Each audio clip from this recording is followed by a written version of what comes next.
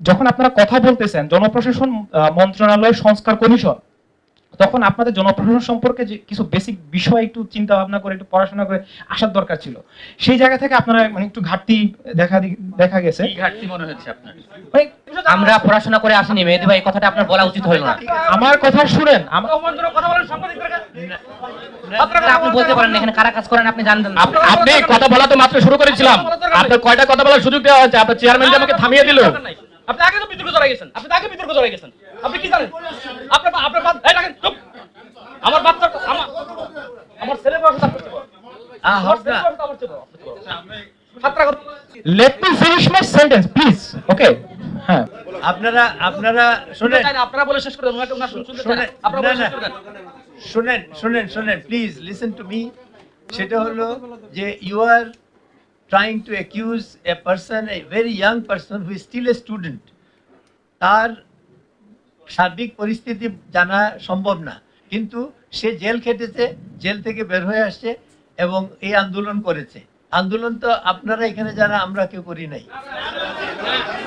Sir আপনি এই কথা এখানে বলতেই পারেন না। আপনি আমাদের মাইক বন্ধ করে দিয়েছেন। আপনি মতামত জানতে এসে আপনি মাইক বন্ধ করে দিয়েছেন, আপনি এটা পারেন না। আপনি তাকে সাপোর্ট করতেছেন। আমাদের কথা কেন সাপোর্ট করবেন না? আমরা আন্দোলন করি নাই।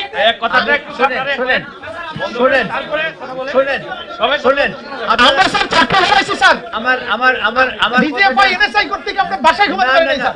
না, আমার কথাটা শুনেন please please please please please please please.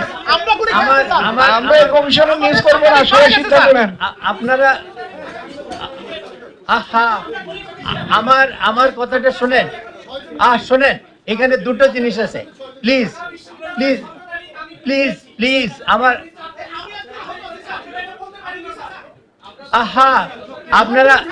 আপনারা শোনেন আপনারা না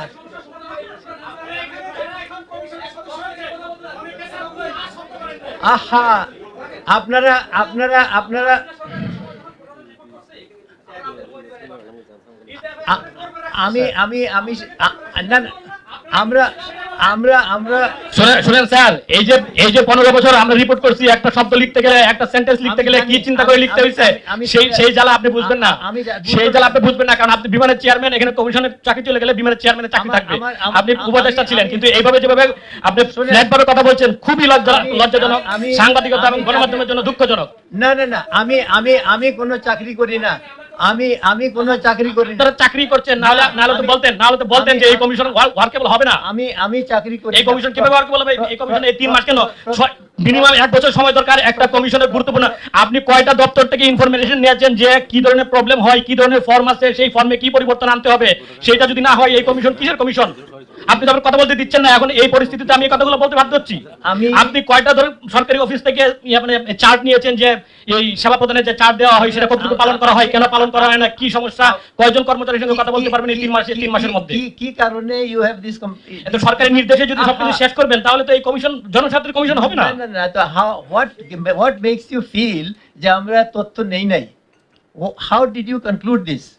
1 নম্বর। 2 নম্বর হলো যে আমি যেটা বলতে চাচ্ছি সেটা হলো যে হ্যাঁ, সাংবাদিকরা যখন এই আন্দোলন হয়েছে, সাংবাদিকরা ছিলেন এবং অনেক সাংবাদিক আহত হয়েছেন, বাট আন্দোলন শোনেন, মারা গেছে, মারা যায় না। 6 জন সাংবাদিককে হত্যা করা হয়েছে। 6 জন সাংবাদিককে হত্যা করা হয়েছে টার্গেটেডলি, আর হাজার হাজার সাংবাদিককে মানে নির্গুম রাত কাটাতে হয়েছে। আপনারা আহা,